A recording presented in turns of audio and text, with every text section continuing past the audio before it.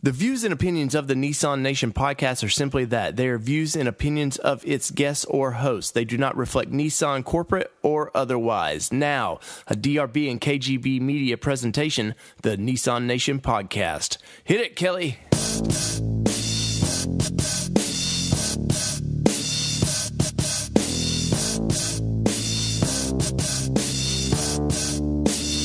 Recorded live, coast to coast, it's the Nissan Nation podcast. From camping, racing, and all points in between. The NNP is your Nissan Nation podcast. Now start your engines and welcome in your hosts, David, Danny, and Holden.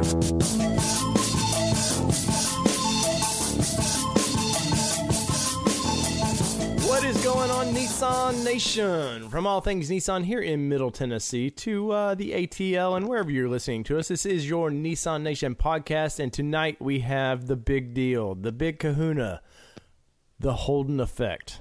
We have Mr. Holden Scott with us tonight. What's up, buddy? Nothing much. What's up with you? Oh, man, just, trying to lose gracefully as I coach my daughter's softball team, and we're 2-6 right now, and it's not been a good season, man. But other than that, I'm great, man. My Nissan world is great, and, living the dream, buddy. How about you? Doing good. Dave, I'll give you some pointers. Probably part of your problem is you're not chewing enough tobacco. Oh. I think that's what you got to do whenever you're coaching. I'm sure it's the same rule, softball, baseball. You got to chew a lot of tobacco. And so I think maybe if you add that to your coaching repertoire, do I give that help. To the kids too? I mean, have them all chewing? Yeah. Oh. I mean, just tell them it's big league chew. That's what you do. But they'll go, hey, this is bitter and nasty. It's not blowing bubbles. Well, that's where you can mix them together. Ooh, that's a good point. And throw in some steroids and whatever we can find, and it's a concoction that I'll go to jail on. Thanks, Holden. Someone tested positive for a beaver tranquilizer. These guys got PEDs already, man. I've never seen 7-year-olds that are 6 foot tall, but we've got them. Well, man, how is Regal Nissan doing, man? I know Nissan sales are starting to bounce back just a little bit, man. They had their, I guess it seems like now in the spring you have that 1 month that just the sales are in the crapper, and then they just start creeping back up. Yeah, I think part of it is, April, everyone just paid taxes, I feel like the people who are expecting money back, they do their taxes earlier in the year, so you get that kind of business. Mm-hmm. And April's the month kind of where people who know they're going to pay taxes, that's when they file their taxes, so they're kind of depressed. So what you're saying is that the Nissan buyer is a guy that's going to pay taxes. So he's a quality buyer, is what you're saying. He's a quality buyer. Yes, that's exactly what I'm saying. Of course. Okay. So I'm good to know we're in the Cadillac range. But, April was good for us. We were the number one Armada dealer in the Southeast. So we actually was Nissan, that like 2 on Armadas? Nissan's dime, they're buying not buying a food truck, but they're having a food truck come out to our store later this month. So that's going to be a fun thing. If you want to come stop by and visit, it's May 31st. It's some, I forget what it's called. It's like Southern Biscuits or something, but they do like these crazy weird concoction sandwiches that are all served on biscuits, and Nissan's paying for it. So heck yeah, if you want to come down and get a sandwich, come on. Can they do a keto version of that for me? I mean, no bread for me, but that'd be nice. But so yeah, other than that, everything else is kind of chugging along. Altima's starting to pick up. I'm starting to see Altima pick up, so that's always good.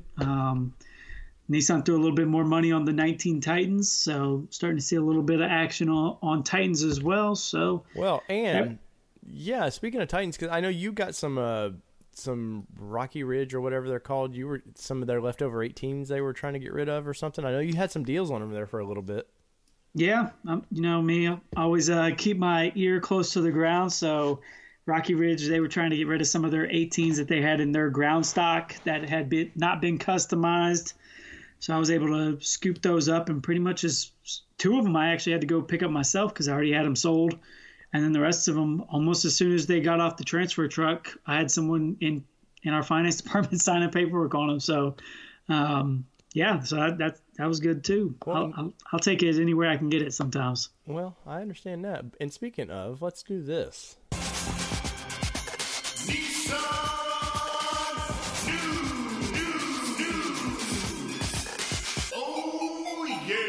We got to get El Capitan there to do like a death metal version of that, you know? It's on news. But Nissan, man, they came out this week that the 2020 Titan has been sneaking out there, man. It's getting a slight refresh. I seen a bigger screen on that thing. I mean, it's not, you know, flat screen TV size monitor there yet, but it is a little bit better than that 7-inch screen they got going on, man. Did you see anything about that? Yeah, I saw the pictures of it. I was hoping to maybe see a picture of one with a sunroof. I know that's pretty much been heavily hinted. I've never seen official print that is coming, but I'm pretty sure it's coming. Right. So that's good. That's going to be good. When I heard rumors of a moonroof is what I've heard. Whether that's true or not, I don't know. But, I mean, if you're going to look like a Ford, you might as well go with the full effect, right, and be like a Ford. But I seen pictures. Somebody, MSN or somebody wrote. Dave rant for a second, but guys, it's amazing that somebody will sneak pictures of these cars, and it's not like Nissan was really hiding the thing. You know, it's floating around Michigan at their test center. But so one of these Yahoo or somebody, they'll, you know, now it's whoever gets the pictures up first. It's just now writers start reporting off of what everybody else is tweeting and stuff, and it's like instantly it's grapevine crap that I don't know what to believe anymore. But MSN or I forget what news org was talking about it today, and they were like, Nissan's trying to sneak their Ford out, and it's like, what are you talking about, man? They're like, they had it badged just like a Ford, and you're like, guys, there was camouflage on the front of the truck and the tailgate. I don't know where you get that's a Ford, but I was just amazed at. I mean, some of the sources that I trust for that, like TFL Truck and those guys on the YouTubes, they're usually pretty good resources for that. But some of these auto pages anymore, man, is becoming a joke of what they actually call reporting. So what you're saying is, Dave, it's a lot like what your favorite politician says: fake, not true. I don't know that I would call him my wrong. Favorite, but it is interesting that. Like instant grapevine now, I've seen a lot of it here recently of somebody snaps a picture, somebody writes a decent article, and instantly it's like 14 different services are writing their own version of that guy's article. I'm like, guys, if you didn't get the scoop, you didn't get the scoop, man. It's the internet. There's 1,000 scoops that you can go get. You'll find one, but stop writing other people's 14 stories down the line story. But anyways, yeah, it was interesting to see that they snapped some pictures of the inside, and they've changed it slightly. Nissan's not been known to go crazy with their slight refreshes. So, but still, it's good to see that they've sort of been pushed into. I think their sales numbers keep trickling down, so you better upgrade that truck pretty quickly. Yeah. Sales numbers definitely. We won't get too far in the numbers, but they're not good. Not good or great on Titan. And it kind of goes right into our article, Dave, that I was going to share. With Titan, let's see, we're sold just more than 12,000 Titans in the first 4 months of this year, and that is down 21% from a year earlier. And by contrast, Nissan's closest Detroit competitor, Fiat, has sold more than 169,000 Ram pickups in that same period. So that's your next closest competitor, Dave. Well, I think Toyota would probably be their next closest one, but if you're wanting to play with the big boys, yeah, that's. And actually, I think Dodge or Ram actually overtook Chevrolet this past month for auto sales, which that is unheard of. And man, GM, I know this ain't the GM podcast, but guys, stop building two different trucks. Just build a Silverado, kill off GMC. It does nothing. You can make a high-end Arcadia or whatever their Denali version of a Silverado. You can do that. There's no reason to do that anymore. And you would overtake Ford in a lot of situations, and you would have the top-selling truck. But it is what it is. But it was nice to see Ram like kicking some ass. I've not been a big fan of this new Ram truck, but it looks like the people are. Well, the entire segment's really kicking butt. It's actually peaking again. If you look at I was looking at an article today talking about full-size truck markets, and with Gladiator jumping in, Toyota's looking to redo their trucks.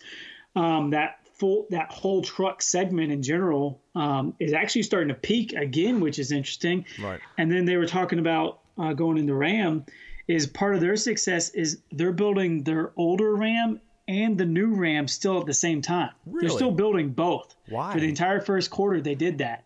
So I thought that was interesting because I know one thing me and you have talked about in the past is, the Frontier has that, it's cheap, it's easy to build. Mm-hmm.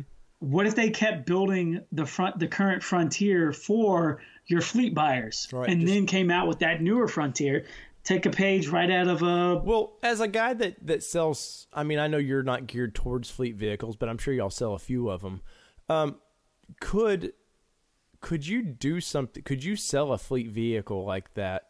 And I know sometimes they have to update with crash standards, stuff like that. But the Frontier's up to date still. Could you sell like a fleet package of those trucks and continue to build the next Frontier for several years? Because anymore, other than like little tech stuff, vehicles, that's the one thing I think Ford's kind of learning a lesson of so far. I'm not going to say that Ranger won't kick off and kick a lot of ass, but their sales are not where they initially thought they were going to be. And I've read people go, well, I haven't seen any at my dealership. And they're like trying to blame it on, well, they just can't build enough of them. You're like, the first quarter, they've had this truck's been built since last fall. Don't tell me Ford, who builds 100,000 trucks a month, can't figure out how to build a lot of Rangers, But I really think anymore trucks are getting so expensive, especially the midsize, that you're just getting what are you really getting? A tablet? And that's the big upgrade anymore? So Nissan definitely could build that truck and let it do its thing. Well, especially when you're talking about fleet. I mean, if you think about it, that's one thing a lot of our fleet customers are looking for. If they still built the little tiny 4-cylinders, I'd have customers that would still buy them. Right. I have a guy who was a chicken farmer, and he just wanted the most base Frontiers he could get for his workers. And part of that is they don't want employees taking them home. They don't want too expensive of a truck. As long as it has Bluetooth, rear sonar, backup camera, and like you said, some of the things you have to be on the road, that's all they really care about. Right. There's companies right now that they try to buy king cabs without any back seats because that just further prevents, one of your employees from taking it home, taking the kids to school. All of a sudden they get in a car accident. Wait, are you talking about me? The company could be on the hook. Are you talking about me all of a sudden? Because I have a car seat in my king cab Frontier. That's a popular thing. My engineering surveying company, you did not hear that? You didn't? Let's just go on. No, but yeah, but you are right. Like, could they make a stripped down version of that truck? And I know the little birdies have told me that they're not making that 4-liter anymore here in the States. So lead that where you want it. It's been reported, and I don't know if we've talked about it on the show, and I won't go into the details of the truck that me and you both know that we cannot discuss, but I will say it because I've reported it and nobody seems to pick up on it, that the next Frontier engine V6 is a 3.5-liter engine. So, and I know they're building that currently. It's still in testing, but it goes in production in July. So, my Frontier fanboys, read into that however you want. But so, yeah, I don't know if maybe they just make it. You said they don't make a 4-cylinder version of that truck anymore, or you just can't get them? I mean, you can't get them anymore. I think they still do it in the manual. I haven't seen one in forever, but I don't do as much fleet as some other people do. Right. But speaking of reading into it, Dave, I was just going to share this article. I was looking, just got back from vacation, so I got a lot of mail on my desk.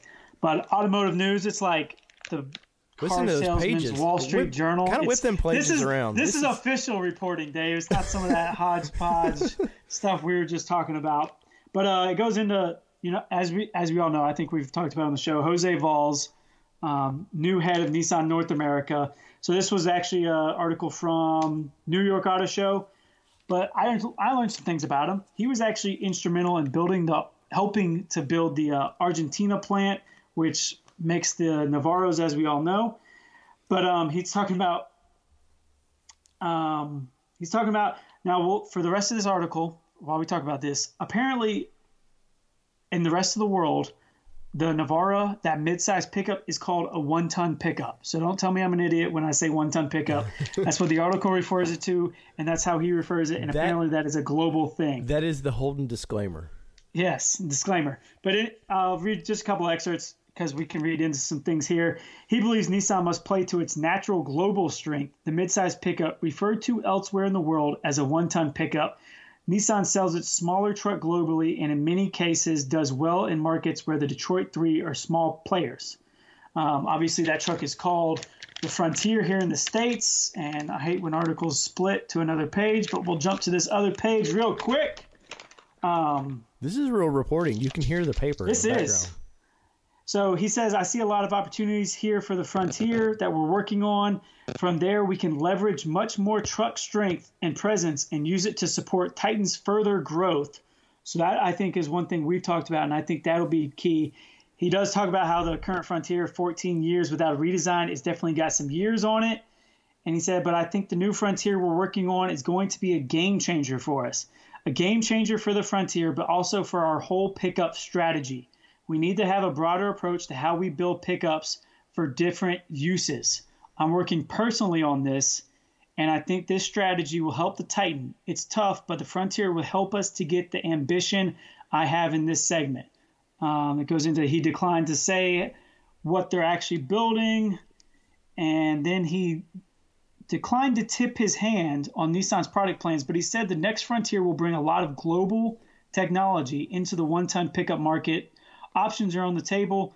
What I know is the kind of truck I need. So definitely some things we've talked about. They're going to try to, which I think is smart, is leverage the Frontier to help pick up Titan business. Because at the end of the day, Dave, you got to have some type of halo truck. You got to have some type of halo vehicle. And I know we've talked about it. Think Warrior with the Frontier. A lot of that kind of stuff is pointing to that. But then one thing I did like is we need a broader approach to how we build pickups for different uses. So, you know, you got your street, you got your off-road. Are they going to be pulling some of that global technology? Because it even talked about that. Well, so what? This will just be us speculating. This has got nothing to do with insider knowledge that we know. But let's just talk about this for a second. What is a game changer in a pickup truck anymore? That sounds like something cool to report. But what? I don't know. Is it like turbo diesels? I mean, because that's already out now. A lot of these manufacturers are doing it. I'm lost at what could a game changer be in a mid-sized truck. I mean, not to be mean, but at this point, anything new from Nissan in the mid-sized truck market would be a game changer. Right? It's a total 180 from the past 14 years. But, you know, like I was saying earlier, trucks anymore, other than they just keep getting more expensive and more expensive, I don't know what more you can do with them. So you need air conditioning, you need power steering, you need basically a backup camera. I think that's pretty federally mandated anymore. And probably the sensors are about to be mandated. I know they've looked into that stuff. I think really game changer for the midsize market. I mean, I guess building for lack of a better term, but a Raptor style Frontier. I mean, I guess the next closest thing would be maybe the Colorado ZR2. Ford doesn't really have the Ranger Raptor that we've all seen here in the U.S. market. But it is coming, because I've seen pictures. There's sneaky pictures around about that. But anyways. Yeah, I mean, it's coming. But if you could beat them to the punch on something like that. Well, the mid-size market is its own monkey, man. It's its own world. And it's very strange because, Toyota kicks ass in the mid-size market. Nobody can touch them. But yet it does not translate to the full-size market. And it's the weirdest thing, because you would think old Billy Joe or whoever that is General Motors, Ford, Ram guy, he will go buy a Toyota and not think twice about it, and there'll be pride in that mid-sized truck. But you jump to the big trucks, and all of a sudden I don't know why that is, of why that the mid-sized buyer does not always translate into the full-size buyer. I think it's a completely different type of buyers. You don't, most of your mid-sized buyers, they're not They're not typically construction type workers. You know, it's just a completely different. The guys I see that come in, even on my used car lot to buy those Toyota Tacomas and things like that, are completely opposite people from the ones who are coming in to buy those full size pickups. So you have that working for you as well. It's a completely different type of buyer. So to me, Game Changer could be doing stuff that no one else is doing. Like we said with the Ranger Raptor, I mean, Nissan has a history of building some really kick-ass mid-size off-roading type trucks. And there was a time when they were building multiple different kinds. I mean, Desert Runner, Pro 4X, you even had your Nismo versions that ran for a little bit. I mean, there's a lot you could do there. Just be a matter of, you know, saying, hey, we're just going to do it. Right. Come hell or high water, this is going to be our Halo truck. And I think, because look how much attention the Warrior still gets. I mean, What has it been, 4 years? Yeah. I still have people. I had a person a month and a half ago came in on my lot with cash in hand wanting to go ahead and order one. Yeah. And it's hard to get them to know that Nissan builds a full-size truck, but yet a lot of these people know a Warrior and want it. And that is kind of strange that Nissan, you know, I think we talked about it a little bit last show, but Nissan can wow the audience with a pre-production show car. They'll just wow you with it, like the IDX or whatever. And I've seen people going nuts. I want this now. Let's do this. And then nothing. And not even like any, like the IDX, that technology or that looking car never, the 3-box they call it, never translated down into anything. And the same with the Warrior, you know? I mean, obviously you can't do the goofy water bottles in the console, and some of the stuff was a little bit not realistic, but dude, what sucked with the Warrior was you looked at that truck and you looked at the other truck and you're like, why did you not build that truck, even as a basic looking truck, you know? Yeah. But I am amazed though, going back to your article of Game Changer in the midsize, and you're right, Nissan does. You know, the hard bodies always did well. And it was a global platform. What do they call it? The WD-21, or I don't remember what they called that platform. But that was, like, they sold well, and they sold well versus Toyota. It wasn't like, Toyota wasn't the king of the mountain back then. And then they kind of lost their way. And the first generation Frontier it wasn't a bad truck, but it was, I don't know, a little kind of cityfied versus the old hard bodies. You know, I remember the hard bodies, like my sister had one, bought it brand new in 1990. Dude, it was a basic 5-speed. The dash wasn't going to wow you. You might have got a radio with it. You might not have got a radio with it, but it was a truck. And those trucks got like 20 some miles to the gallon too. And then they've just Americanized the poor thing, and they lost sort of their direction, I think. Yeah. I mean, there's a lot they can do. I mean, they have technology, you know, whether it be the Patrols out in the Middle East, the Navaros all around the world. And then we're talking about a 3.5 liter motor that's coming with even more horsepower. Let that sink in. What can you do with that motor? I mean, a special edition type. I know I've talked about it on the show. You know, I've even kicked around the idea of, you know, doing a street version Titan, just because I think there's a market for that coming back.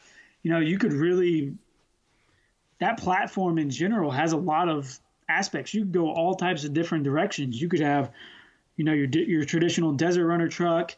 You could have your Pro 4X off-roader truck, and then you can have another truck that, you know, you want to make it street, you want to make it off-road, even more aggressive off-road. There's so many different directions you can go. I just think you gotta get out from being boring in that normal stuff. I mean, I'd change everything about the Pro 4X package.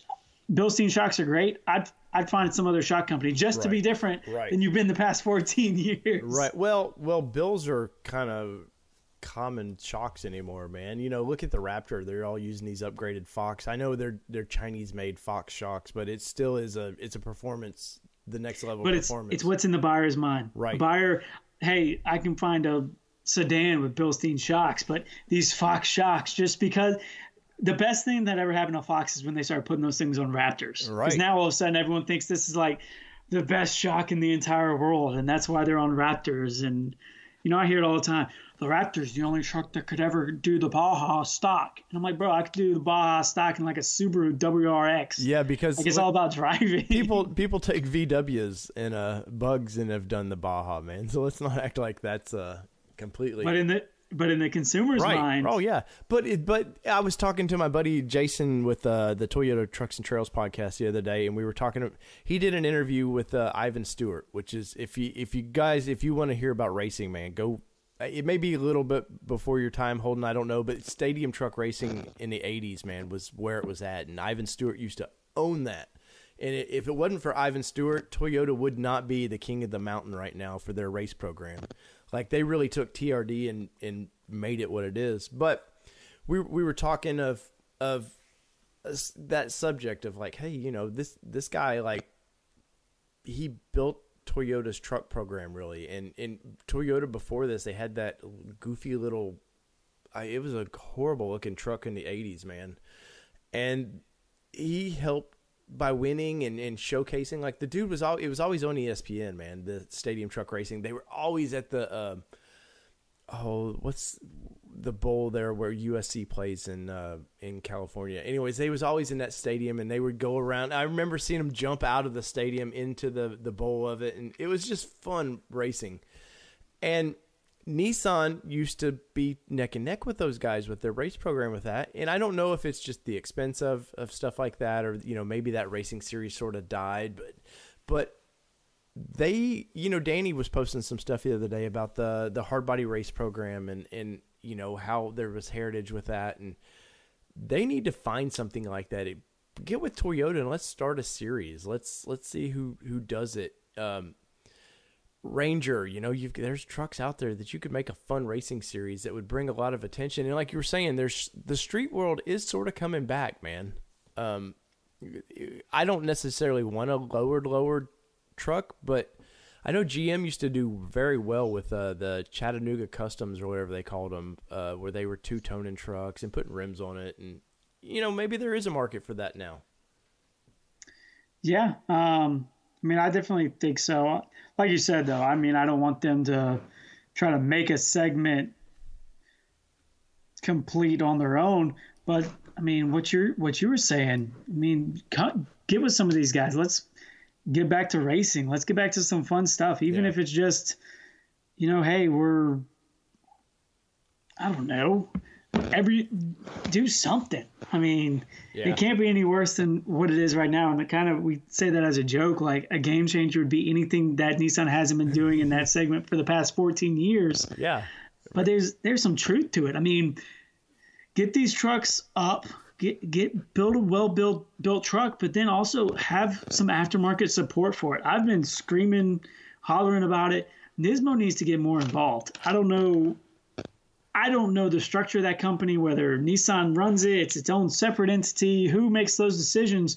But I do know at the Atlanta Auto Show, they had TRDs, they had their whole entire little display there, all the different parts and pieces you could get for your Tacoma, your Tundra, this, that, the other, all right there in a big, huge display. And I'm like, man, if you had that for Nismo, there's nothing. Right. For the truck market. Remember when the Xterra first came out? You could get headers, you could get exhaust, you could get a lot of stuff. Through Nismo, through your local dealer. Yeah, those rims that everybody still crave today. Those, I forget what they were, the light rims, whoever made them. They still bring big money, man. Yeah, and of course, we're going to have an interview coming up with a guy that has a local Skyline to me, but he was talking about Nismo products for that car and the stuff that for the GTRs and stuff they were doing. They go crazy, and then all of a sudden Nismo, we need to do a whole show on Nismo, because that's a company that I just cannot understand. How do they stay afloat? Where do they make money? We'll get into that later. But speaking of game changers, man, let's see. Nashville, of all the vehicles evaluated by the editorial staff of Autotrader.com during the past year, a dozen stood out above the rest, and including those dozen was the 2019 Nissan Altima. As you were saying, Holden, the sales are starting to come up on that car, and I'm starting to see them everywhere. But it goes in this article that, the premium interiors that they're putting in that car now and stuff. I thought that was really cool. They the 19, it says, let's see, it comes in a S, SR, SV, SL, and Platinum. And I know you've teased me with some Platinum pictures that you'll send every once in a while, and the Platinum in that car is pretty freaking nice, man. Yeah, they've done a good job. I mean, Nissan's really stepped up their interior game. I mean, you're just talking about this article. Kicks obviously won top 10 interiors at the New York Auto Show, so interiors are really starting to come around from Nissan. They're really getting in touch with what consumers want in the sedan segment. So hopefully that starts translating over to some of the other segments. I know the new Versa, it looks like a lot of their interior is going to be modeled after the Kicks, which if you have a winning, combination, keep that up. But yeah, Ultima's doing good. The only complaint I would have is I wish we could get more turbos on the ground. I don't know exactly what the issue is, if they're having some kind of issue with production or something, but it seems like you're not able to get any turbos in dealer stock except for a very few times you'll see platinums or stuff. But as far as like an SR turbo, you're not really seeing them in stock right now. Right. And I know I've had a few guys come in wanting them. One guy, he's a Z owner. His wife wants a new car, and she wanted an SR with a turbo. And just kind of waiting what a match. Pick one up. What a match. The Z guy's like, it's got to be a turbo. Even though he may not know anything, like that turbo is not going to knock you down, but it's got to be a turbo. Those guys know. And speaking of turbo, man, let's get into this week's interview, Holden. We got to interview our buddy Josh Chapman over there at, CFTperformance.com. And you may be going, well, who is Josh Chapman of CFT Performance? If you're in the truck world and you own a Nissan diesel, you're going to want to know this guy, man. This guy is like crazy in the diesel world. He's doing something that nobody's really doing. He's very passionate about diesel trucks, but then he's like passionate about Nissan because nobody's doing anything for Nissan. So I know he's partnered up with Team Venom Racing, and they've done a bunch of testing on products, and they were just at some big event a week ago or so. Yeah, he was at UCC, Ultimate Call Out Challenge, which, if you're not familiar, it's pretty much Daytona 500 of the diesel world. Yeah. I don't know, Dave, we'll have to put up one or two of the videos. I was watching some of the videos from the event.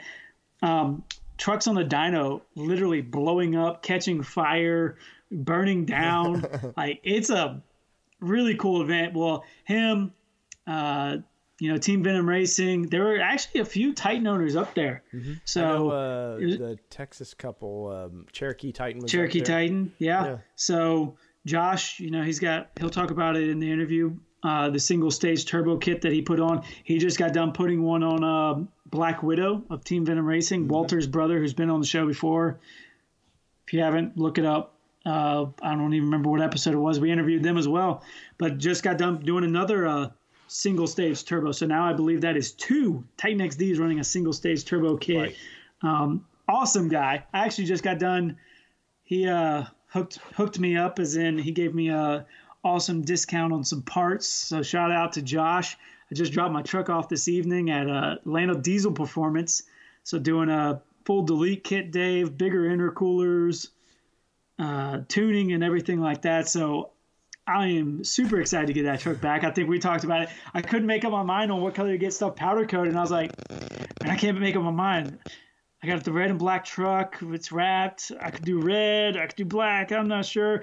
And I just said, you know what? Fuck it. I'm just going to represent Josh. Give me the CFT green. It's all my intercooler piping, all the EGR and everything. It's all, awesome green. So once I get that truck back, I'll get a picture of the engine bay and post that up. Well, it was like one of those things where I'm like, I don't care. Pop the hood and it'll look crazy. You've been back and forth whether you wanted to delete. And I think just at the end, it was just not necessarily performance. I think there were some things that failed that shouldn't fail, and you wanted to upgrade those things, and which brings you to the deleting. And I'll be interested because you liked the truck before, and when we towed out to Arizona, you thought a lot of the truck, the way it handled and pulled the Frontier back. But I'll be interested to see what you think of that truck now, and I can't wait to see it. I'm trying to get down to your place very soon, but if not, I'll see it at Went, and I want to hear that spooling of that turbo, man. Oh, yeah. Yeah, I think I'm not going to say I can speak better than anyone else, but, I mean, like you said, we've towed to Arizona and back. I've had it pretty much non-deleted I'm at 38,000 miles. I had the AFE tuner, the cold air intake. I had the pedal commander. So now I've run a couple different setups. So I'll be able to, it's kind of like Xterra exhaust. I've run quite a few setups of Xterra exhaust. I know a little bit about it. So yeah, I'm definitely looking forward to it. And like you said, it came down to me like long term of the truck. I plan on keeping the truck for, a pretty long time. So it just made sense to go ahead and delete it because I was having some issues and just kind of was like, all right, let's just go ahead. So luckily Josh was able to hook it up. So I think we're going to run the interview now, Dave. And speaking of hooking up, let's get to the interview with Josh of CFT Performance here on the Nissan Nation podcast.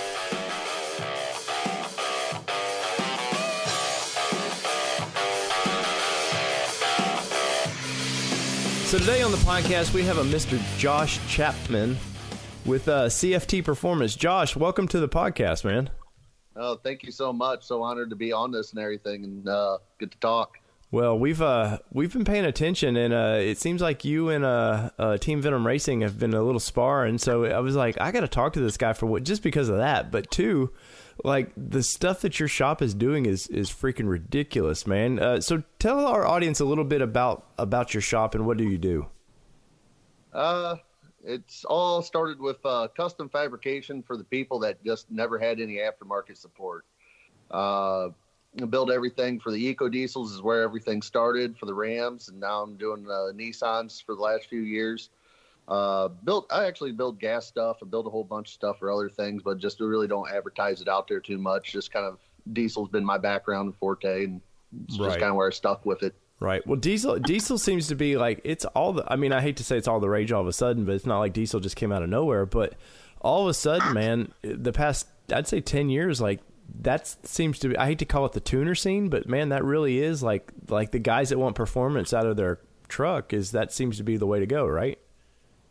Well, it like you said, it actually has become something big. Because I remember, just kind of like growing up, like you said, and just like within the last 10 years, it just really started just blowing up. Every teen wants one, and everyone loves the power of them. Everybody loves turbos, and it's like, oh, I get power and a turbo. I'll take one right now. Right. Right. Well, you can, you got the whole Fast and Furious thing, I think really spooled turbos. Like every kid hears that whoosh and they are like that. But then, the little cars aren't forever. You got to have something, you got to be an adult a little bit, and trucks seem to be the next wave of that. Well, definitely. You got to tow your boat and your jet skis and your camper and some people your house. So forth. So you do it all, and diesel's where to go if you like the foot-pounds of torque. Right. So kind of you said you do a little bit of everything. So what your shop is, what exactly? I mean, are you just kind of like a do everything, or are you specific diesels really? I mean, that's your bread and butter? Diesels are my real bread and butter and everything. When it's just a little over 3 years ago, I came up with the idea of actually even starting this whole entire business and going down this little rabbit hole. And what it really comes down to is I just always loved diesels. I've owned pretty much every diesel known to man for the most part for like the last 10 plus years. And I just kind of stepped in it and just kind of went there with the route of my business with diesel performance, mainly kind of like being the bread and butter. Right. The biggest thing is just the small niche market stuff, the stuff that nobody ever had aftermarket support for, either too new or they just didn't see it was going to be around for a long time. I kind of just happened to sweep right in there, took it by storm, and that's where we're at now. Well, so you said you're messing with are you messing with the little 3.0 Ram diesel? Is it? Yeah, that's actually where the whole entire business started off from was, believe it or not, I sell a lot of lighting, and I have for many years. And I bought myself one of those little Eco Diesel Rams. Nobody was doing anything for it. Everyone who was selling aftermarket lighting weren't working. So I made aftermarket light work for it, and then everybody started wanting to buy it because of social media and the Facebook pages. And the next thing you know, I was like, I want a bigger intercooler for it. So I had to build my own because nobody sold one. And then who did sell something either didn't work, got bad reviews or something of that nature. And then next thing you know, just post a picture up of, hey, I built this. Oh, now I want one. Right. Right. And I mean, that's the best way to do it, man. And word of mouth seems to be the best advertising anymore. So once a few people get it in their hands and like it, usually they're going to brag about it. Especially Diesel, man. Diesel more than anything seems like that word of mouth just takes a product and goes crazy. But so with this little Ram, I mean, what kind of what were you doing with that motor? I mean, taking it obviously to the next level. Well, with the Ram, the EcoDiesel, I didn't really go too crazy into it because I was still working a full-time job and then starting a business foundation, what I was doing, what I'm doing now. So I really didn't have very many funds available. Sure. So I just kind of took what I could do and just started with, the basic things, just cold air intakes and just simple little add-on knickknacks, and then started building the bigger projects and doing oil coolers and intercoolers and then turbo kits, and then we're compounding them. I never really got very far with my own personal one, but I was lucky enough to do a couple of customers and so forth in the time. Well, and obviously this isn't Ram Nation we're talking about, but just out of curiosity to see where it leads you, what was the kind of horsepower you were getting out of those? What ended up happening is well, the EcoDiesel and the people I got to meet drove me into the Nissan market. One of my good friends, Joel, he had EcoDiesel and he had it compounded and all my products on it. And then he got rid of it and got the very first Nissan Titan. And instantly he's like, "You got to build parts for it." And I'm like, I haven't even got to see one of those around here. And I believe he was still in Hawaii at the time and got one. And I don't even know how they got one there. Now, I'm in the Midwest, never got one. So he started sending me some of his factory parts, and I started jigging them and making them and sending them back and forth. And then next thing you know, I found another one local, and I started putting some stuff together with his and started making some of the EGR solution kits. Like right off the bat, played around with it for almost a year before I even released anything for that market. But that's what kind of drove me in the Nissan market. And then ultimately, like where we're at now, I just, be dead honest, I absolutely hated the truck. I thought it was like neat. I thought it was cool. A Cummins motor. Oh my God, it's a V8. That's way different. And then I see the Nissan, and I'm like, that is the ugliest truck I've ever seen a day in my life. And it took probably every bit of 6 months of R&D and development on customers' trucks and me driving them around, and they just literally handed me the keys of the trucks, and I was just like, I love this truck. Right. I love how it drives. I love the way it looks now. And then it just kind of grew on me. And then all the way up until just a few months ago, I finally purchased my own. Right. Well, it's amazing once you start putting your own stuff on vehicles, how better they look, right? Yeah. I think that was the best, was when I was like, oh, I get to finally put it on my own stuff. Yeah. Yeah. Well, and you've, on your Facebook but your Facebook page, you've been doing a lot of like showing products that you put on your vehicle and stuff, and you've been dynoing it now, right? Yes. Yeah. And it needs to go again and again and again. Right. I just wish I had one local enough that I could get to or be able to afford one. Right. But so what have you taken? Obviously the base motor is 310 horsepower, 555 torque. Kind of what right at the crank. And then with tuning and just a few other hard parts, other people have been starting to dyno them in around the 420, 430 horsepower mark. When I got mine, I've been working on different turbocharger kits and so forth for these for like the last year and a half now. And I just never been able to have enough time with someone's vehicle to really do anything. So that's what ultimately drove me to just buy one. Right. And then with the one that I ended up purchasing, I took the intake off, poured it and polished the intake. Then finally got to play with different turbochargers and finally ended up settling with the stainless diesel 366 turbo. It's a Bog Warner 300 frame style on a 90 housing. And I tell you what, it just performs. I was just really amazed right off the gate. I mean, it very little tuning corrections and so forth. But yeah, we dynoed it in at 550 horsepower ish. Wow. Like 930 foot-pounds of torque. That's crazy, man. Yeah. And so, but you're doing, it's a single stage turbo, right? Yep. one single fixed vane turbo. So explain to our audience that what's with the factory motor and kind of the little bit of the changes that you do. So far, motor-wise, everything stays internal. I mean, it's still factory transmission, factory motor, factory fuel system. But as far as the setup, it's like the factory's it's a dual stage turbo, right? Yes, yeah, it's at I want to say it's a H2 unit by Garrett or something. Yeah, by Garrett. It's pretty much two turbos combined into one. It has its own gates that kind of shuts one turbo off once it gets to a certain PSI of boost and spooling, then flows the other one. It's not a bad setup. It's definitely very engineered setup. Mm-hmm. It does have its limitations and so forth. But overall, it's a pretty decent unit. Right. But definitely a limiting factor of horsepower. Anything past about 450 horsepower, there's just no air there to move anymore. Right. And that's why you've come up with a bigger single stage turbo, right? Yeah. The whole idea with going to single stage turbo was to try to maintain the best drivability and towability, but let's get into a higher horsepower category. Mm-hmm. The route I went was I already did the testing with the smaller turbo, which is way better on towing and daily driving and so forth. But I just really wanted to try to break some records on to see how much air can we go with the large unit.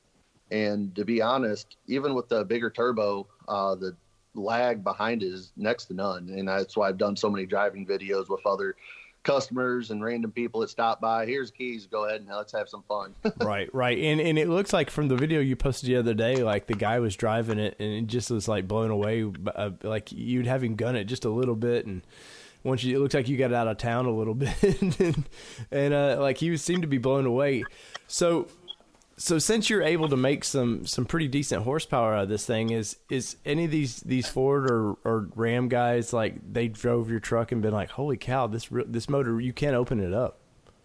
It's been really interesting because I kind of, with me being in the diesel, and everyone just goes, if it ain't the top three, the Ford, Dodge, or Chevy, people just look at all these little bitty diesels like they're just nothing. There's just no power and there's stupid market and so forth. Since I did the dyno over at Stainless Diesel and we kind of threw those numbers and the videos out there, it's really caught a lot of people's attention. Mm-hmm.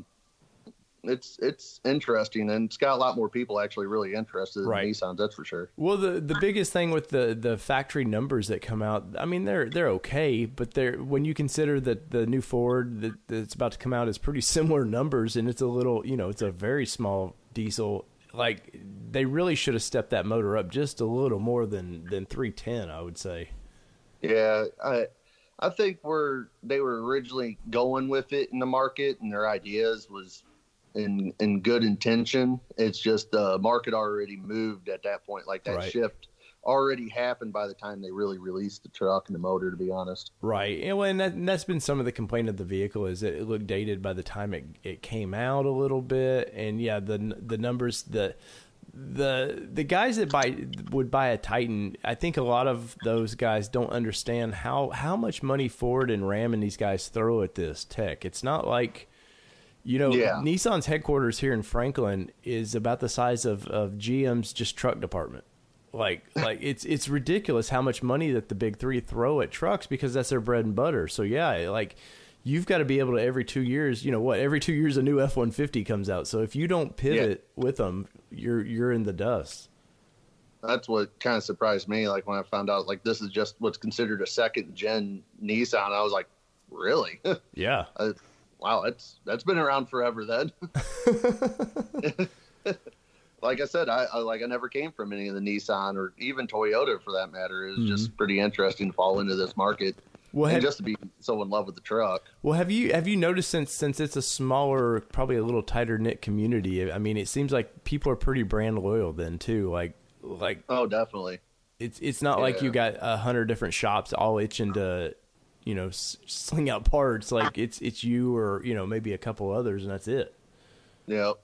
I think what's kind of interesting, like in like every automotive group and so forth, like you got all the Jeep people and the people that do the Jeep Wave and motorcycles and so forth like that.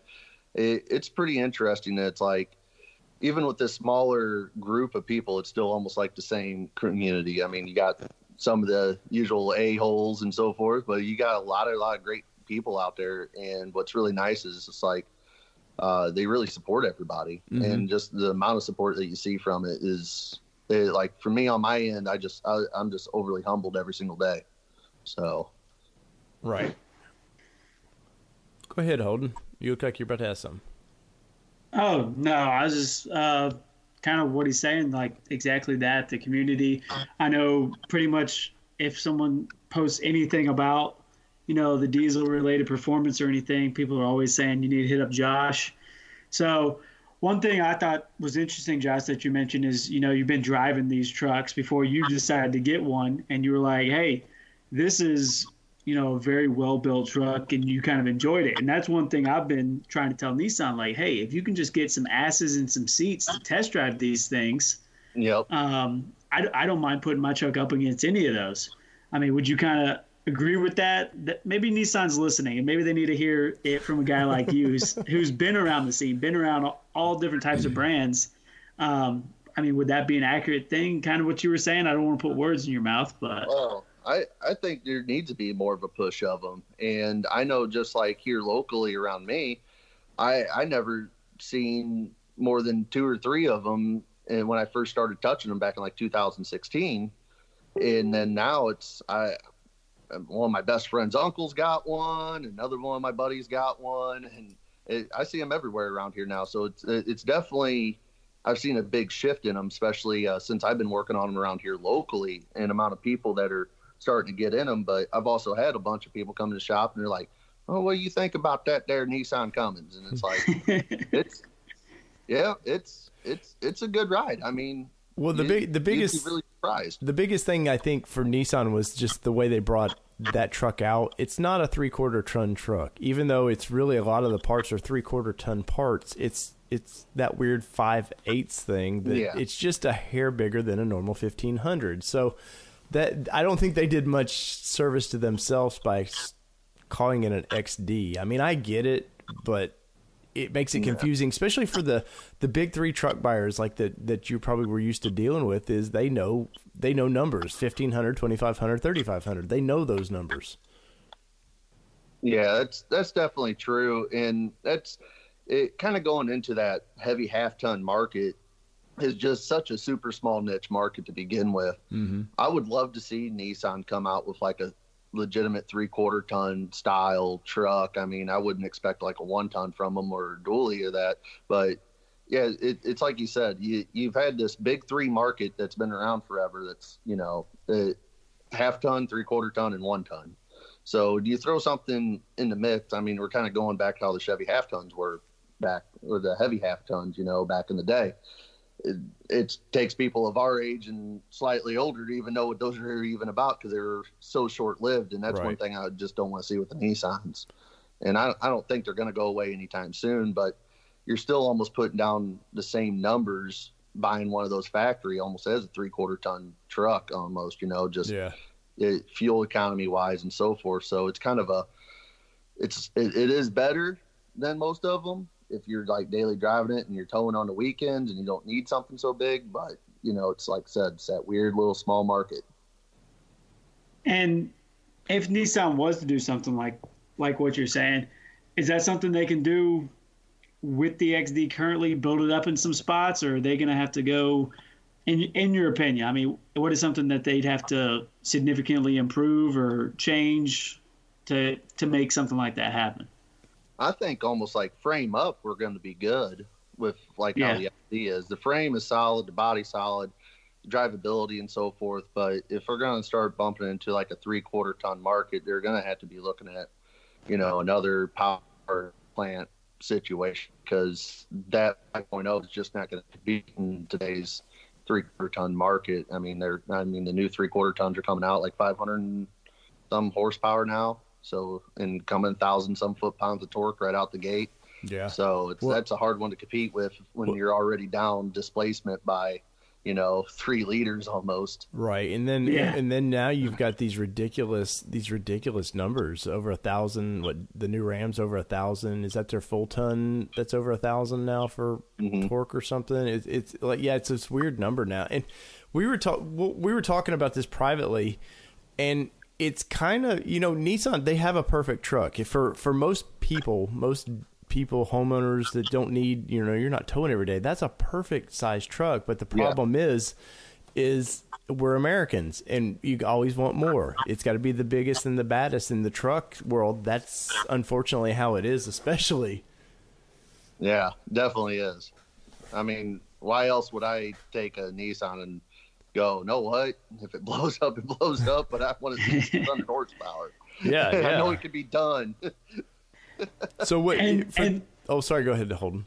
And speaking of all that, I was just going to get into Dave. I know we got a lot of listeners out there that, they don't drive diesels. And like we've said, this is, for the American market, this is Nissan's kind of first ever entrance into that diesel platform. So, I mean, I know I've had listeners and we've had questions before of, people wanting to know exactly why would you upgrade the EGR, get rid of some of that DPF, some of that DEF systems and everything. So Josh, real quick, I mean, can you just kind of explain to your listeners, like, the type of restriction that puts on the engine, the, extra wear, because I know it's one thing, it's going to shorten the lifespan of those diesel motors, which everyone always thinks diesel motors run forever, but a lot of these newer systems that they're running on there. So just real quickly, and just a real quick layman's term, just kind of go over it with our listeners. That way they can, maybe talk a little bit smarter around the garage. Well, I guess the best issue to address when it comes to when we're talking about like the emission systems and so forth, when it comes to it on the Nissan platform, the best way to describe it is flaws in the system, unfortunately. I mean, as far as removing the whole entire system and so forth, it's still, it's like it's a race off-road application only. But addressing the real problem with the emission system is on this XD is the best way to put it, is like the EGR failing all the time. I have taken part more than my fair share of them to replace and upgrade and so forth. And the amount of EGR failures alone is just kind of shocking. And I'd love to have that like addressed would be the biggest thing. And the EGR, what it does is takes the exhaust gases, it pulls it through a cooler with coolant running through it too, kind of like a radiator, and then recirculates it back into the motor to bring down the emission NOx and so forth. And the problem of it is with the EGRs failing is they leak internally, causing the engine coolant to go into your intake, into your whole valve train and so forth. And that's just been the kind of like a biggest failure as far as that. Now is like DEF and DPF and so forth is pretty much like the gas people would say is like the catalytic converters of your vehicle that get clogged up and you absolutely hate them. So you whack them off with a Sawzall and put a straight pipe in. Right. So, but it's just a big old huge catalytic converter is the best way to describe it for all those listeners. That just takes all that black smoke, the soot, and collects it and keeps our environment a little bit cleaner.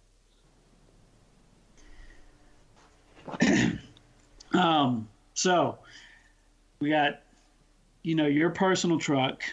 So you're putting out some crazy numbers. And then I saw you were down at the track the other day, and correct me if I'm wrong, did I see some tanks in the bed of your truck as well? Is that fully operational? Is that something that's coming down the pipe? Is that something you're playing around with as a tease? Oh, yeah, I have a whole entire Nitrous Express kit. Actually, it was those bottles, and it's a multi-stage kit, and that was originally intended for my big Ram truck that I blew the motor up in earlier last year, being stupid with it, and then never got it back on the road. But yeah, Walter was talking about Nitrous Express, and I got all of it and everything, so I had to just toss that in there just to get that pot stirring around. Yeah. I am not personally looking forward to putting nitrous on the XD soon. I am working with S&S Motorsports, and we're getting set up with we're going to build out a set of 100 over injectors. So they're 100% bigger than factory injectors. Those are going to get thrown on there. And if the motor really don't pop from those and exhaust temperatures are still too hot and we still got something there, maybe possibly nitrous later on down the road to finally find what fails, I guess. Because transmission's still going strong. The lower end's still going strong. And the only things I broke so far was intercooler boot and a factory intercooler I found out today. Oh, well. All right. So all the listeners that do have the XDs, somewhere around 70 PSI of boost is when the factory intercooler wants to separate. That's quite a bit of boost, though, right? I always love to get a kick because I got a lot of gas friends that we turbocharge, and they were like, "Hey, what are you running in boost on your truck over there?" Well, whatever I give it, and usually it's in the 70s, and they go, "I run 8 pounds and I get everything down the track." It's just their face drops when they hear like anything beyond 15 pounds. Well, so what kind of obviously you've taken this to the drag track a little bit. What are some of your times that you've put out on this thing? I could pretty much listen to Bohemian Rhapsody going down the track. Yeah. I've only gotten it to the track the one time, and that was just this last Friday. Mm-hmm.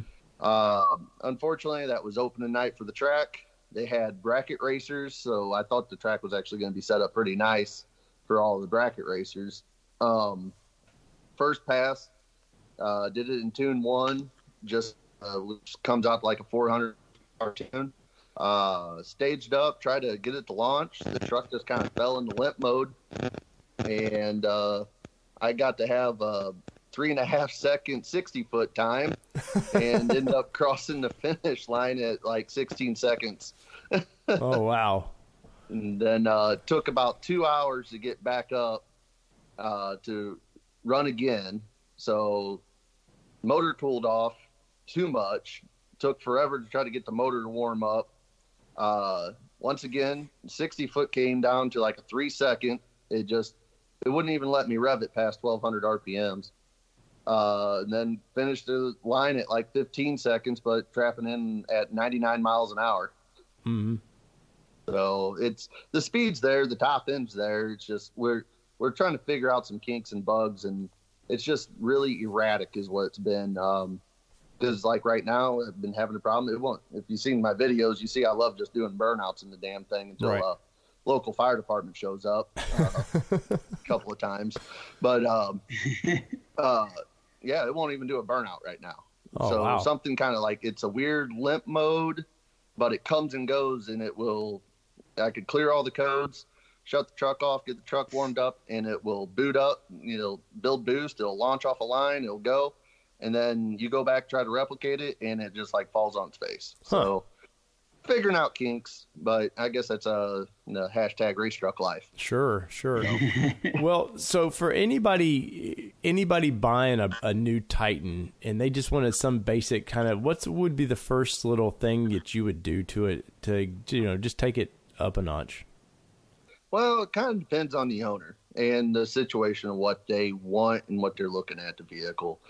In all honesty, if you're just a warranty guy and don't want to do anything, I'll just look into just putting good oil in it and keeping good filters, routine maintenance, cold air, quote unquote, cold air, air filter for it. Mm-hmm. Let it be one of mine that I fabricate or an S&B or another company out there. But pretty much from that point, I wouldn't really touch them at all if you're that type of individual. Now, if you're looking at throwing down some power, you're going to not use it on the street, quote unquote, and wanting to go all out, then that's when you start like talking about solution kits for the EGR unit that I provide, and tuning and custom tuning and mapping and so forth through. EasyLink is our hardware program, but there's plenty of great tuners out there and everything that know how to, they know what they're doing with them. Right. So it's always first starting options. And the guys that are trying to take it to the next level, the transmission doesn't seem to be the problem at all, is it? That's a hell of a transmission already. I've seen people talking about just factory transmission, just factory power. They're having problems with them and so forth. I know Corey Willis over at PPI. He's got a single turbo Nissan XD also that he's been really playing around with. He says his transmission feels a little squishy here and there. Mm-hmm. As far as mine, I mean, so far it's like I've never seen anyone else put out the power or abuse the truck like I do. Mm-hmm. I let other people abuse the truck like they don't even own it, and it's like it's a rental. Transmission's been the least of my worries. I busted the drive shaft down at least once, broke the exhaust off of it once, intercooler, and that's about everything as far as factory parts that I've had fail on it. So, I mean, everything else is going solid, and there's just no sign of it giving up. Right. Well, so if any of our listeners want to do business with you, how do they go about that? Well, I got, you go to my website, cftperformance.com, place all orders and so forth there. Also got John Long over at Open Wide Performance. He's like my number one Nissan dealer. You can always contact him, tell the GOAT a good story, and he'll give you a discount. Nice. And those are about the best ways, really, to get in with anything. Emailing me at info@cftperformance.com is like definitely the best way to get a hold of me. That way it's all organized. Right. I'm a scatterbrained individual, so I need organization, and that's the best organization I got going for me right now. Well, you're a truck guy, man. We're not supposed to be that organized, right? Well, Holden, I'll let you wrap this one up, man, if you got any more questions. I guess my last question just is going to be, I know the fast fuel systems are out, and then we just talked about injectors.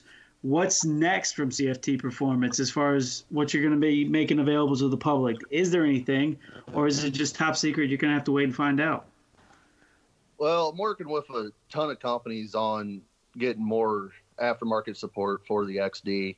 I think at UCC this year, Walter's done an awesome job getting in touch with everybody there.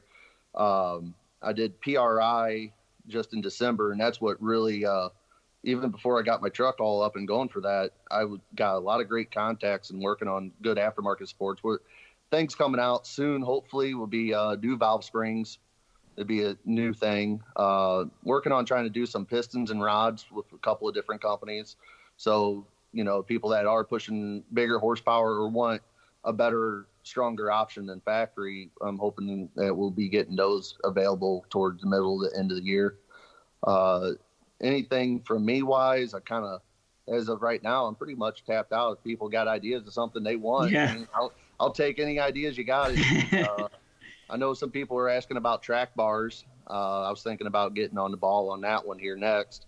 Now I'm kind of starting to get caught up with everything, which is just super nice. So, but as far as anything else big performance-wise, I really don't have anything myself coming out anytime soon for me personally, but I am working really hard with everybody else in the industry to try to get people on board and really get this platform going. Well, maybe we can help make your life a little more chaotic then, and we'll have some people ask some questions or buy some product from you. And then last thing, just speaking of ideas, I was at a thing with some Nissan people today, and I was actually telling them we were going to be interviewing you today. So I know there's a few of them, specifically truck guys, that are going to be listening to this interview and everything. So what's an idea or two you have for them for the future of the truck, or just imagine you're talking to some high up Nissan guys, what would you tell them about the truck and future of the truck, or what you'd like to see next from them? I mean, future of the truck wise, I mean, like I said, from the frame up, I love it. Power plant wise, I do love it. I don't really have the beef with the transmission like other people do. Transmission's a good solid unit. I could even see that transmission even possibly being behind something even with more power, especially now with technology. There's better clutch packs and so forth coming out for all those. But yeah, I think it'd be great to see a 3/4 ton style market with these trucks and really compete with the big three and turn it into a big four. Because in the end, that's just going to draw up so much more business for everybody else in general, Right. Just between production of the vehicles themselves to the owners to other jobs, including myself. So I think that would be a really cool idea to see something of that nature, or maybe even scale one down and go down one and do like just a regular Titan style, like it's a true half-ton truck that gets 30 miles to the gallon in a diesel, like the other smaller units that are coming out, which that is a pretty strong market, and I think that market is not going to go away anytime soon either. Yeah, and I guess kind of the last thing is if people want to follow you, you got Instagram, Facebook, you got lots of ways to be followed. So just give out all your tags.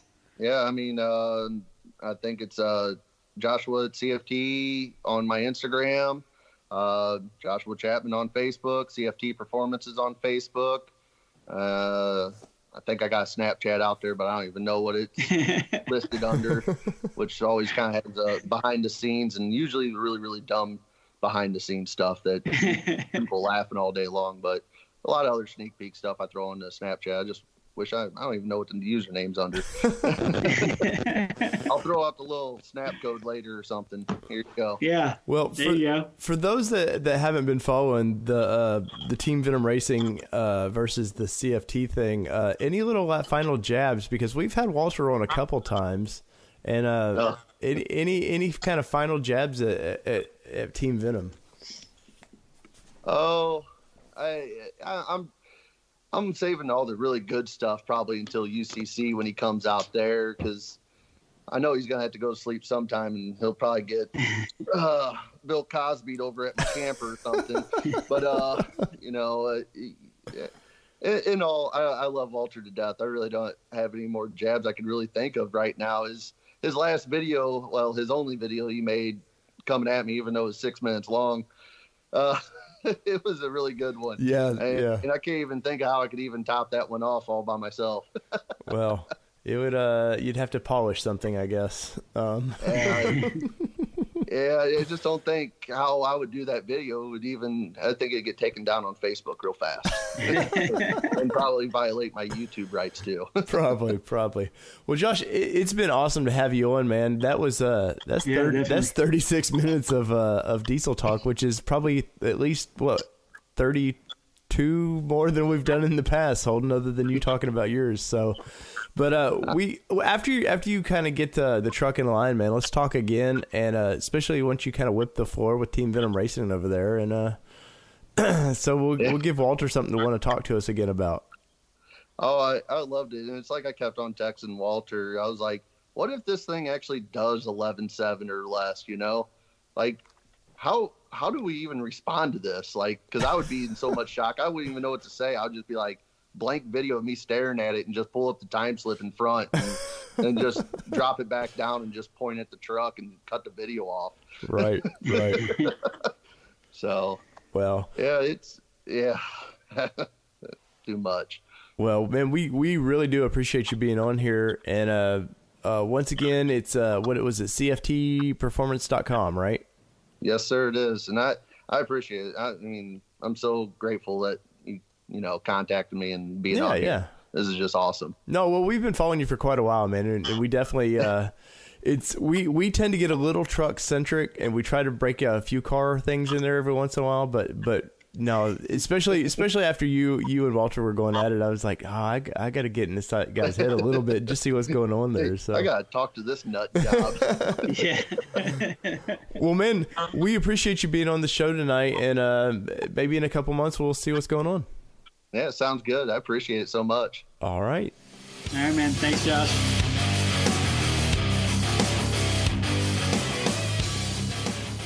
All right, man. That is Josh with CFT Performance. And if you go to CFTperformance.com, check out his website, man. He's got a nice little website, and it shows some of the work they do. And if you're feeling really frisky, Holden, you can call 618-781-3981, and that's his connection to talk to him, man. And the dude is super nice, and whether you delete or not, I think he's just a good resource, like Niztec and all these other companies we deal with. It's just a good resource to have, and he's a solid resource. He's not some guy that's just kind of just trying to sell you something and fly by night, and then you never hear from him again.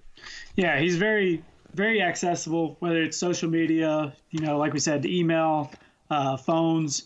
And, I mean, he builds a lot of this stuff himself. He puts his name on it. Mm-hmm. I mean, I got the parts down, not downstairs anymore because they're hopefully getting put on.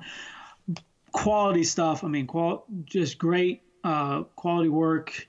He's all over. And even if you're not looking to delete, if you're looking for other stuff, he does have other stuff too. I know he just introduced his cold air intake kits. I know he's working on, I think he's working on track bars right now. I mean, he's always, I know from UCC, he's come back, he's looking to do a lot of stuff. So even if you say, hey, I'm not looking to delete, I want to keep my factory stuff, still look him up. He's got something for you. Yeah. Or he's just a good resource. Great all-around guy. If he doesn't have it, he's probably going to guide you to where it might be.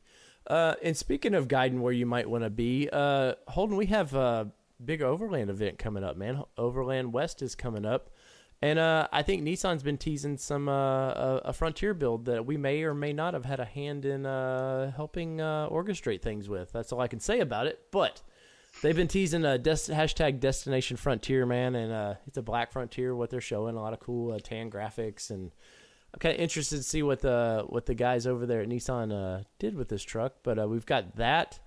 I know I had some questions when I posted about it of people going, I hope they don't use Calamini, which in my trip out in Wyoming, trust me, I talked to the guys that build these trucks, and they were made well aware guys that not shitting on Calamini because they do build nice things, but whenever you get them, that's a different story. But they've been guided to some different brands. So Mr. Ben, hopefully that answers your question. Let's see. Somebody said, I'd be very interested to see what they come up with. Hope it's not a Nissan Rogue. Well, you can see it's a Frontier in the background, so I think it's safe to say that it's not a Rogue. Let's see. What else do we have here? Holden, do you have anything as I'm quickly looking? No. I'm not allowed on the Nissan Nation podcast Instagram anymore because Dave blames me for opening messages. Yes, sorry, guys. So if he sent you a message saying Holden must open that, it's a lie. Holden did not do that. Holden does not do anything without Dave's permission. I did not blame anybody in particular. But speaking of that, let's see. Where I've got to find that.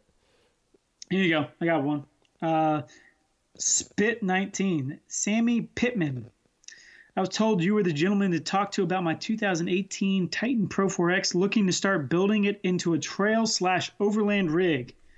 Not sure what all I will need as I'm just getting into this. I want to make sure I don't waste money and do it right the first time. It is currently stock other than the ARZ toppers. I'm looking to do a little 2-inch lift and upgrade the suspension some as well. A little bigger aggressive tire. I'd like to possibly add a CVT tent to my topper as well, but I'm not sure if that's possible and what will be needed to do so. I'd like to find a nice looking winch bumper to add. So Dave, got any words of wisdom? Don't build a Titan as an overland rig. You took the words right out of my mouth. I knew where you were going with that. No, if that's your thing, obviously people build muscle cars for a reason. If you need a full size truck, and plus you want to do a little camping with it, there's no harm in that, man.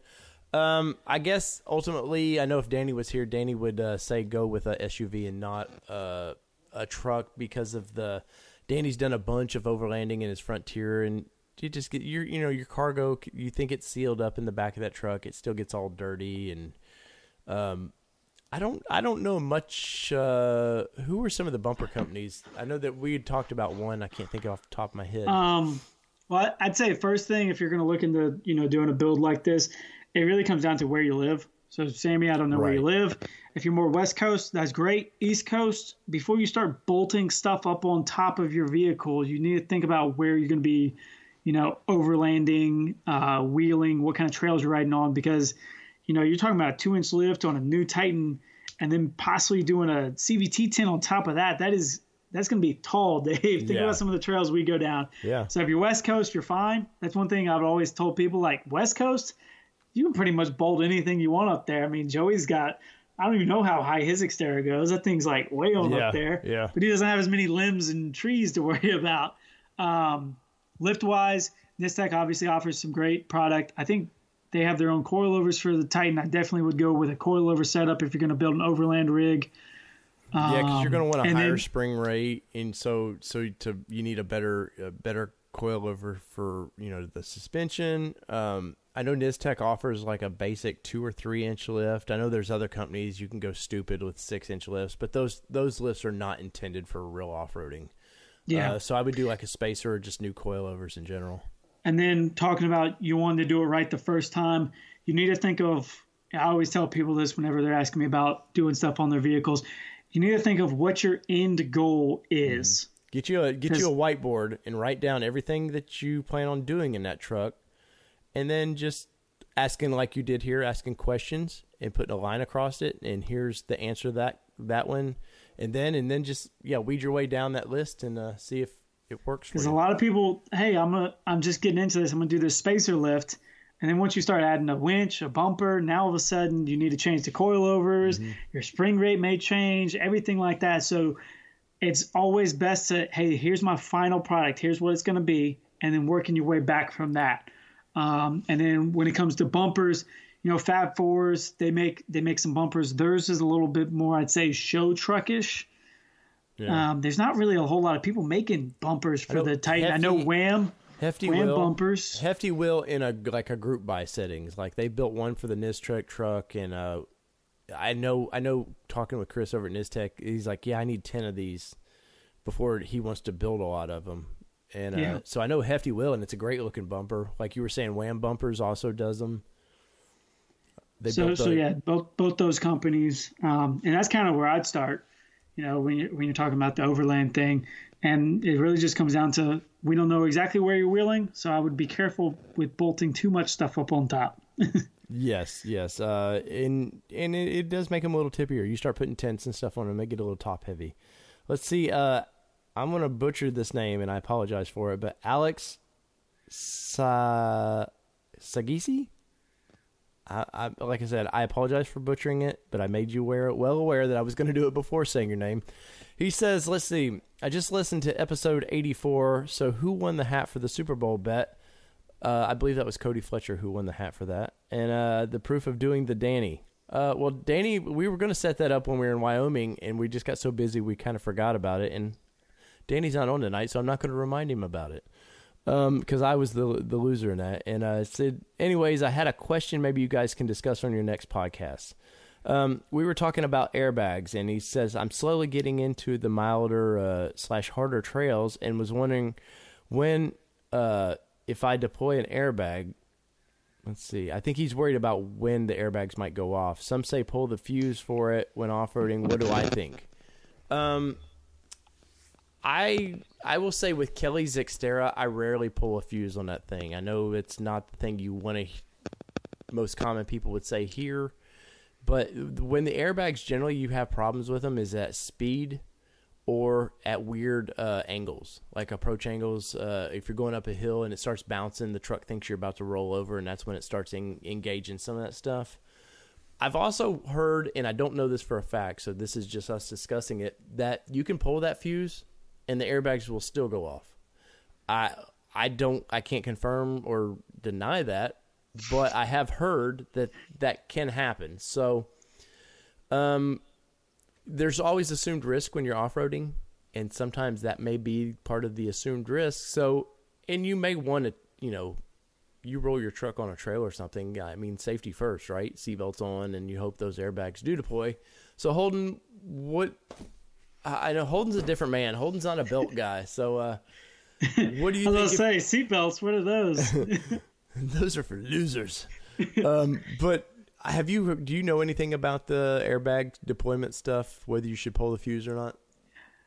I mean, I know you're supposed to, and I've seen other people deploy airbags, but in the same breath, I'll be honest with y'all, I've never pulled the fuse on mine. Right. And Dave, you've seen the carnage that has been wrecked at the Rock Challenge at Went. Oh, you didn't even on the Rock Challenge. You never had one go off, did you?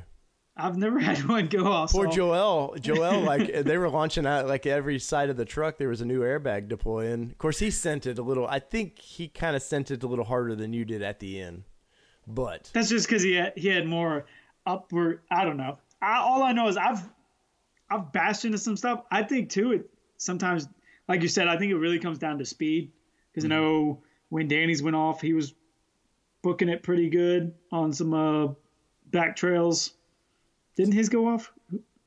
His did go off 2 years ago, I think, in Moab. But he wasn't on a reasonable speed, and he was on public roads just to verify. But they are dirty, kind of dirt public roads. But yeah, I think they just blew when he was driving.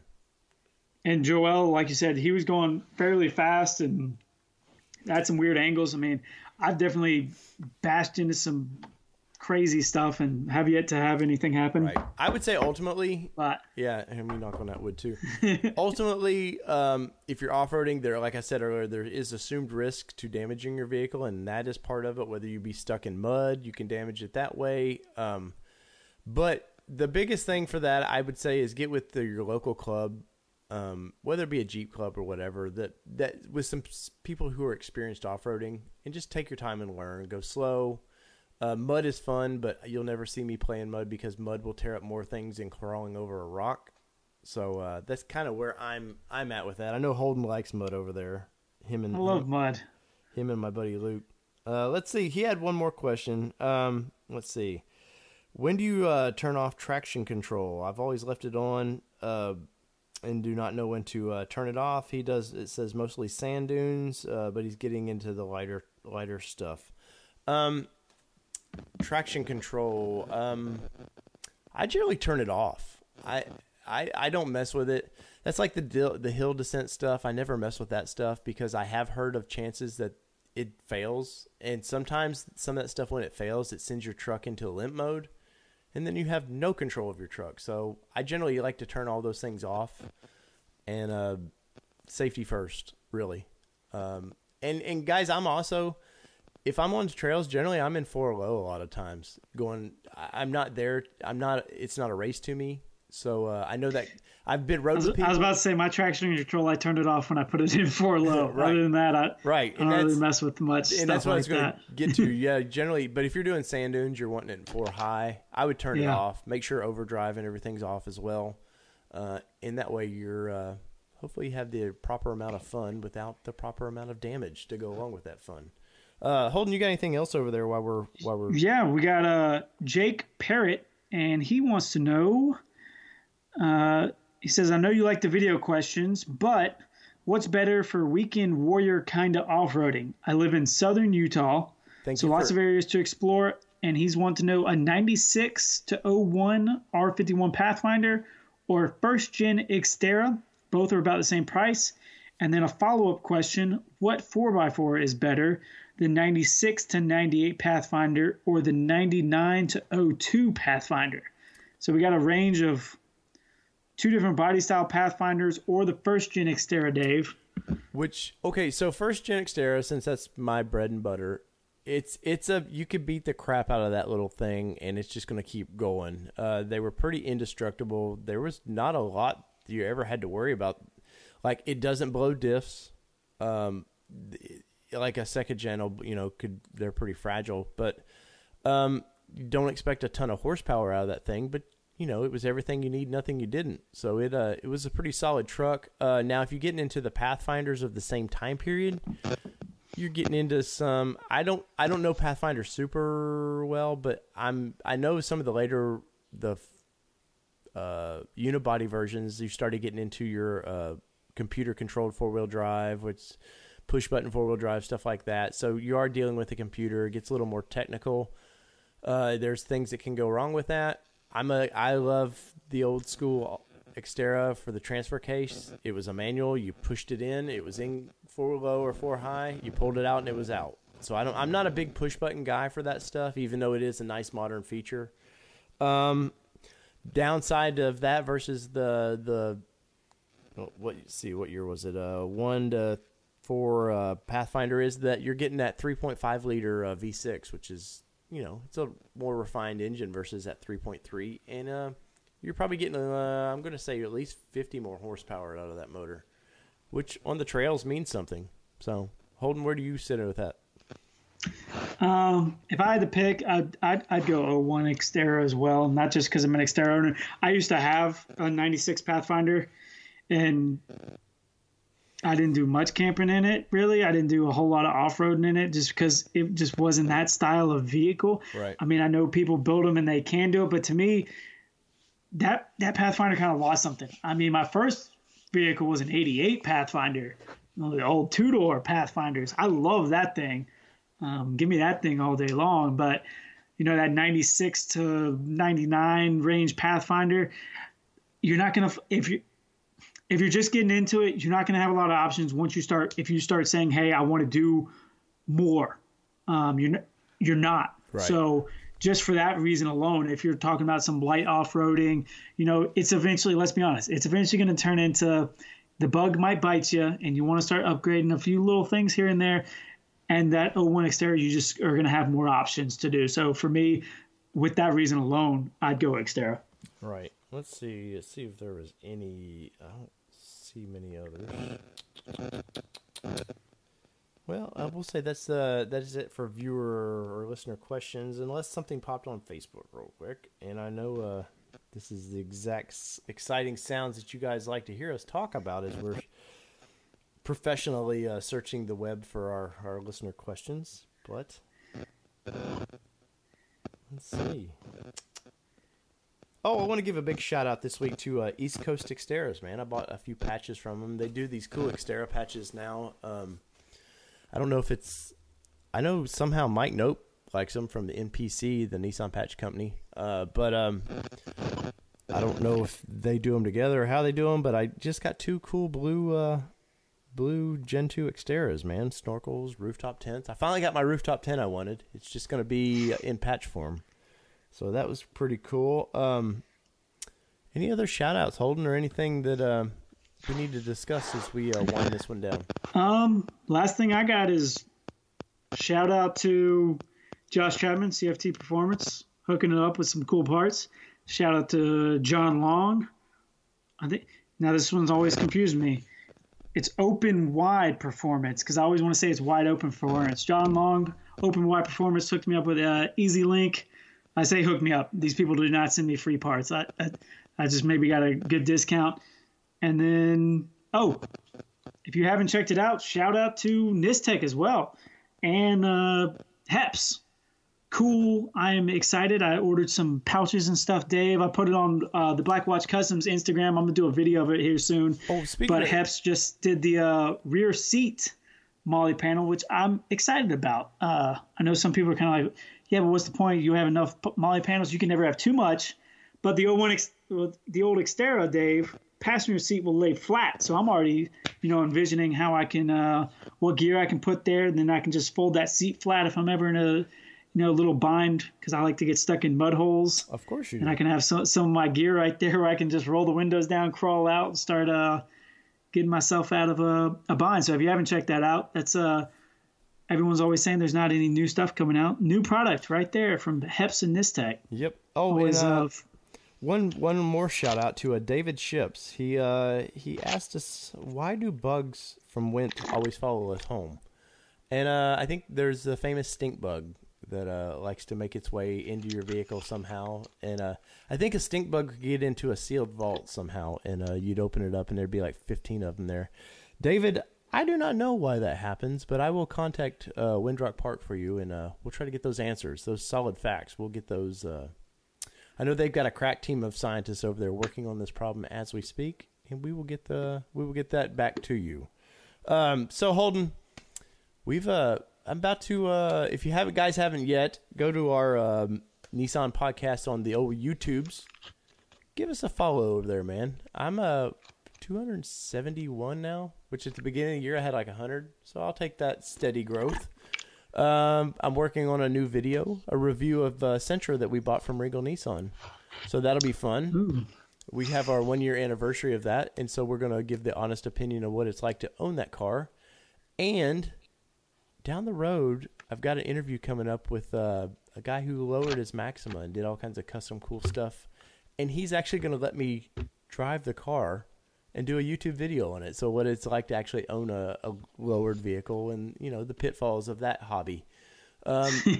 Also got some cool interviews coming up. I interviewed a gentleman who, in my local town, I happened to stalk on the road, who has a I believe it's a 93 Skyline GTS. You know, obviously right-hand drive, came from Japan, and that was a fun interview. So we got that coming up. I know you sent me over your guy that works in your garage, your shop. He's a racer. Yeah, one of my master techs. He's doing endurance racing. So pretty cool little interview. He's got a 350Z. So yeah, that's a fun one. He just got done at Charlotte. So it was really crazy him sending me a video of like they're just like pretty much garage built race cars, endurance racing, and they're on the track at Charlotte. He completed the whole race. Wow. So yeah, he'll be going up to Kentucky, I want to say next month. So he's been asking me to get behind the wheel. So I told him next time he has a practice day, let me know, and I'll get behind the wheel and do a couple practice laps, because that's the thing with endurance racing.